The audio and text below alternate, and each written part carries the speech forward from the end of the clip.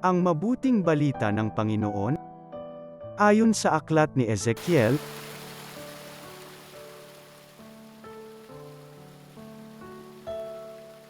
ito ang sinasabi ng Panginoon, ikaw, tao, ang ginagawa kong bantay ng Israel.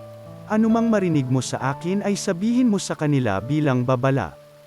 Kapag sinabi ko sa taong masama na siya'y mamamatay at di mo ito ipinaabot sa kanya upang makapagbagong buhay, mamamatay nga siya sa kanyang kasamaan ngunit pananagutan mo ang kanyang kamatayan. Ngunit kapag binabalaan mo ang masama gayon may hindi rin nagbagong buhay, mamamatay siyang makasalanan ngunit wala kang dapat panagutan. Ang mabuting balita ng Panginoon.